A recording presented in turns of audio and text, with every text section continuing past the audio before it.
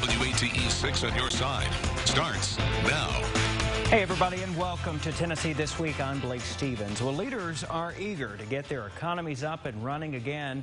With the governor's Safer at Home order set to end soon and guidelines now out for the process, I had the chance to sit down with Sevier County Mayor Larry Waters, who talked about the impact, his hopes, and the steps ahead. Well, Mayor Larry Waters, thank you for giving us some time in a really unusual time in our country's history. Remind me again, 41 years as the top elected official of Sevier County? That's right. I've been fortunate for 41 years to be here and to watch this county progress and grow. And it's been a challenging and enjoyable 41 years. And how does this pandemic compare to battles you faced in the past? It's actually probably the most difficult, even the fires. Although we tragically lost 14 lives during the fires, you could see an end game, so to speak. You knew that how we would come back, or how we thought we would come back, and it's just everything is so up in the air, and it's a nationwide crisis, a nationwide pandemic, and so it's a different dynamic. And it's been extremely challenging because we've never had anything, even the worst recessions we've had we've never had anything as devastating to the community, devastating to our citizens, massive unemployment, massive layoffs, revenues are significantly down, businesses are struggling, so it's really a crisis that no one imagined that we'd ever see here in Sevier County. You said with the fires you could see an end game. You saw the cleanup taking place. You saw the containment. The president calls this an invisible enemy. You don't see it when you're outside. You see the beautiful Smokies. You see a beautiful day. How do you offer hope to folks who don't know when things are going to get back to normal and they desperately depend on it? Two or three things that we're doing up here.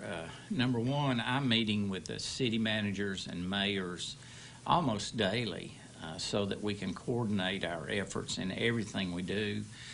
We did that starting in early March, and one of the hopes that I see out there is the fact that our business community and our citizens have stepped up.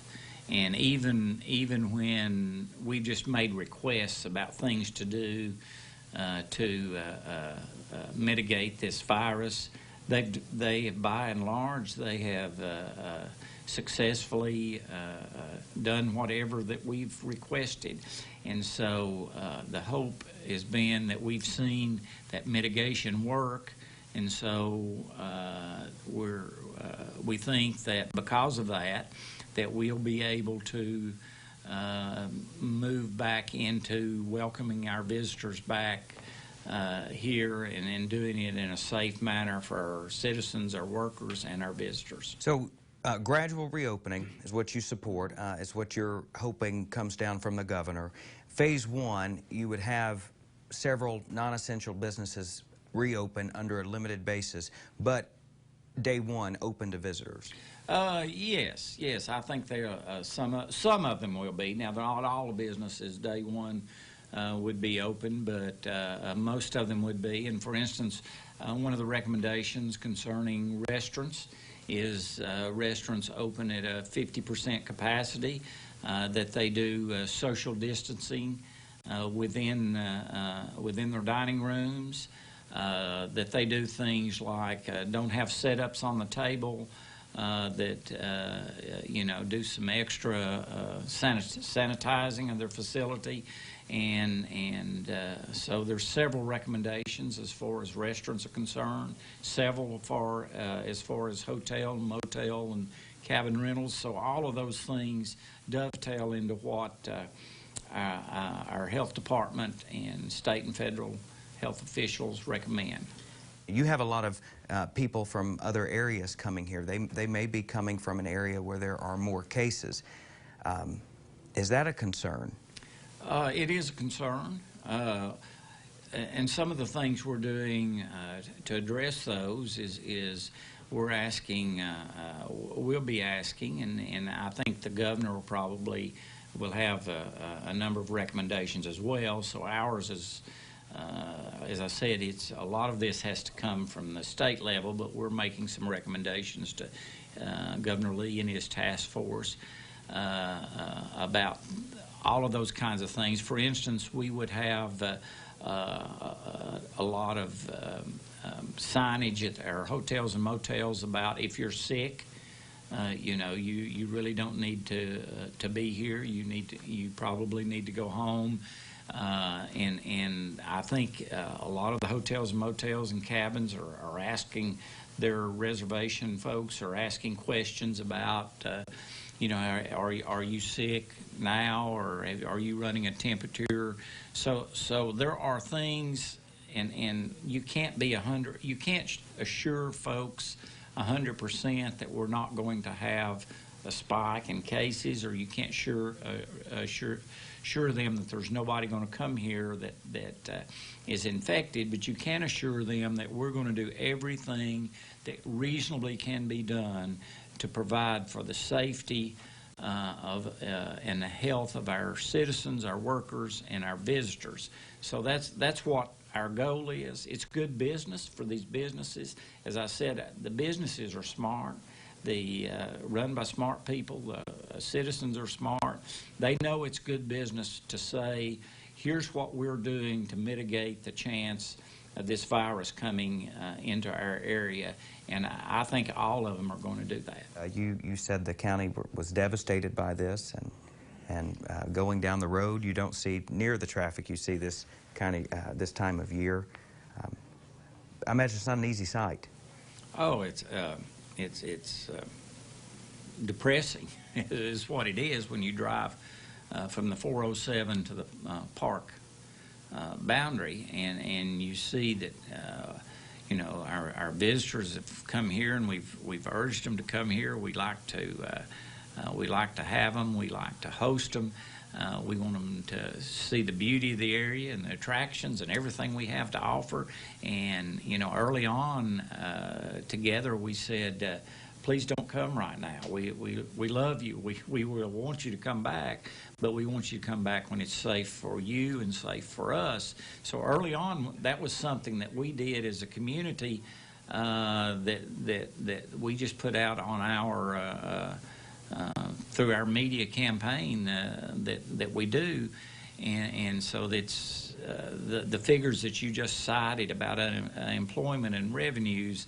Those are going to be significantly, the revenues are going to be significantly down. Our unemployment figures are going to be the highest I've ever seen them. We have thousands of people being laid off. We have businesses that we don't know, especially small businesses, we don't know whether they're going to come back. So the recovery from this is going to be, I think, going to take more time than a lot of folks think. It's going to take time for us to come back. It's going to take time for our visitors too. I think we will. I'm confident we will. And our economy will get back. Last year was the best tourism year we ever had in Sevier County. We had more visitors, we had more revenue than we've ever had. So we've had, since the fires, we've had a couple of great tourism years. I think we'll have that again, but it's going to take some time, and it's going to take some effort for us to work through a lot of these issues, and particularly the safety issue that I keep referring to make sure that we are doing everything we can to, we can't guarantee that somebody won't get at the virus. Our citizens, we can't guarantee that. There's no way. But what we can guarantee is that we're going to do our businesses, the citizens, our communities, our governments, we're going to do everything within our power to make you as safe and as we possibly can so that you'll feel comfortable coming back and enjoying our area. Still to come, Knox County Mayor Glenn Jacobs talks about furloughs for hundreds of workers. You're watching Tennessee This Week on WATE 6 on your side. Stay with us, everybody. Seems that life is throwing a lot of curves at us lately, and for many of us that means we have less money to spend. At Tire Discounters, we want to be sure you can afford to stay safe on the road. So we're offering payment options like paying weekly, monthly, and even paying over 6 months with deferred interest.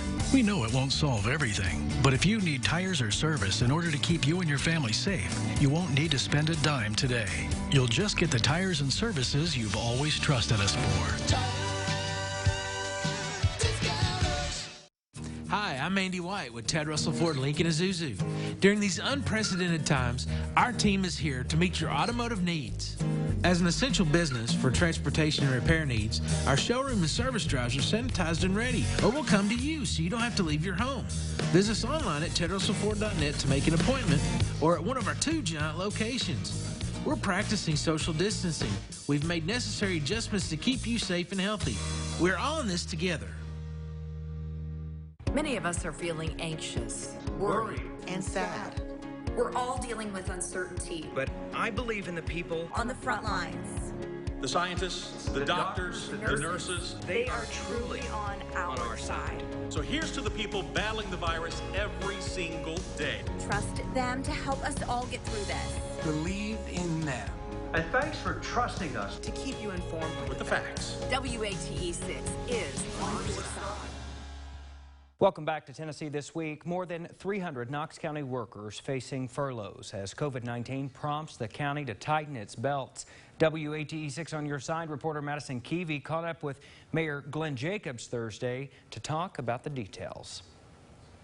Knox County Mayor Glenn Jacobs announced today that those county furloughs would impact 366 county employees starting May 9th. He says that temporary 8-week furlough he hopes gets cut short. We intend on bringing everybody back, and hopefully before the 8 weeks are up. But we also, and I realize that you really, especially with all the other things going on, we just don't want to put people into more uncertainty, which is what this did. Knox County Mayor Glenn Jacobs is talking about what he's called the hardest decision he's had to make so far as mayor, county furloughs. These are hard times, not only for people that are suffering from the direct impact of COVID-19, but also the folks that are suffering from the economic impact of it. The executive branch department with the most employees affected, libraries, 169 employees furloughed. And some employees in offices like the clerk, criminal court clerk, law director, and property assessor's offices are part of the 8-week furlough. In total, Jacobs says it will save the county $1.73 million. We can look at all the different funds, but in the end, it's trying to ensure that we can weather this storm. Departments that are open are still functioning, but for some, like the County Parks and Recreation Department, the recreation side is impacted because athletics just aren't happening right now. Revenue just isn't coming in the same way as it normally would for the county. The furloughs keep the county's healthy general fund safe from the worst case scenario. And it's called a rainy day fund because when things get really bad, we can tap into that. But it's the absolute last resort. It's the last thing that we want to do. When we look at our other funds, and people may say we have money here, but it's just like your household. We also have bills that we have to pay out of those funds. Reporting in Knoxville, I'm Madison Keevy, WATE 6 on your side. Wednesday, Mayor Jacobs also answered our question about dipping into cash reserves. He says the county is not planning on it. So we're not planning on doing that. We have taken some significant belt-tightening measures, and we anticipate and we certainly hope that that will be sufficient and we will not have to dip in any cash reserves. On the alternative side of that, we call it a rainy day fund, and I think that everybody realizes that right now it's raining. So if there were any time to do it, I think it could be justified right now, but we would still prefer to take every other possible avenue we can before dipping into our... Our panel of pundits is next. Stay with us, everybody. You have a lot to take care of. Let us help you take care of your home. For a limited time, HEP Plumbing is waiving fees on all service calls. It's one way we can help you during this difficult time. HEP Plumbing, waiving fees to put your mind at ease. Hey, East Tennessee, I'm Chad Campbell. During these uncertain times, Rusty Wallace Honda is here for you. That's why, in an effort to help, you can purchase a new vehicle at Rusty Wallace Honda, and I'll make all of your payments until next year. You'll have zero money out of pocket until 2021. Plus, for the entire month, I'm including a 200,000-mile warranty at no additional charge. That's right, I'll make all your payments until next year and include a 200,000-mile warranty. Rusty Wallace Honda is here for you. You have a lot to take care of. Let us help you take care of your home. For a limited time, HEP Plumbing is waiving fees on all service calls. It's one way we can help you during this difficult time. HEP Plumbing, waiving fees to put your mind at ease. Seems that life is throwing a lot of curves at us lately, and for many of us, that means we have less money to spend. At Tire Discounters, we want to be sure you can afford to stay safe on the road. So we're offering payment options like paying weekly, monthly, and even paying over 6 months with deferred interest. We know it won't solve everything, but if you need tires or service in order to keep you and your family safe, you won't need to spend a dime today. You'll just get the tires and services you've always trusted us for. All right, here we go. We've got our healthcare analyst, Craig Griffith, our political analyst, George Corda, and our political contributor, Courtney Piper. Hey, guys, the first question I want to pose to you all is we're hearing lots of talking about reopening the economy slowly and safely. My question to you is, do you think we can pull this off? Can we do this without people getting maybe too carried away and areas getting too crowded? Craig, what do you think? Eventually, we have to do it. We have to get people back to work so they can take care of their bills and things like that. The phased approaches that have been advocated both on the federal and the state level make sense, but I see some states that are trying to reopen that are following the phased guidelines. So, you know, and there's two sides to this. I mean, there's people wanting to open up businesses, which is great, but there needs to be a demand for their services. Some of the polls that came out last week showed that people thought that the businesses were being opened too soon. So is that going to mean that the person that owns a restaurant will have a half-full restaurant or 10 people in there, and they have to make decisions on staffing and supplies? We're going into uncharted territory, and it'll be interesting to see how it all works out in the end. Courtney, what do you think? Can we pull this off? We can, but here's what's been missing from our state and some of our local executive elected officials in particular. Nobody has communicated to us why we are equipped to reopen our economy. What indicators are in place that say we can live with this virus? Nobody has communicated those. How do we know we have enough infrastructure? And until our executive officials can communicate that message, they are not inspiring trust in the public that it is safe for them to participate in the economy again. Because I'll tell you what, the last thing a small business wants, whether it's a dental practice or a nail salon or a hair salon, is to open up their doors and have to put a sign out a couple of weeks later saying, sorry, we're closed. Somebody in here, an employee, a visitor was diagnosed with COVID. That is the kiss of death for small business. So until our elected officials can communicate why we are ready to open, what is equipping us to live with the virus, it's not going to inspire public trust to participate in the economy. I just want to follow up on that real quick, Courtney. So the number of cases alone and the number of recoveries we're seeing in Knox County and in surrounding counties, that alone, are you saying that's not enough by itself? No, it's not enough. And I'll give credit to Mayor Kincannon because she has been very steadfast about her three indicators, which are either no new cases or a decline in new cases for a 2-week period of time, making sure that we have enough testing so that we can trace and quarantine and control the outbreak, and making sure we have enough infrastructure, hospital beds, ventilators, personal protective equipment. So those are the kinds of things that the public public needs to know, do we have enough hospital beds? Do we have enough vests? Do we have enough masks? Give us inspire some public trust and confidence that it's okay for us to participate and live with the virus. George, do you think we can pull this off? I don't think it's a question of if, it's a matter of when, and then how much potential damage is going to ensue. The virus isn't going away, clearly. People are still going to be exposed to some degree to coronavirus when they're moving around in society. And there has to be at some point a judgment made. What are we going to do if this recurs to any degree, or we everything down again? Because if we'd have to do that, what we've seen up to now is only a part of how bad it'll be if we have to do it again. And the issue is people aren't believing two principal sources of information. They're not believing government officials. I'm not saying everybody's not believing, but a sizable number of people aren't believing government officials, and they're not believing the national media. That being the case, it's very hard to communicate all of the things that need to be communicated and have people believe it and follow it, because a lot of people don't think they're being told the truth, even if they are.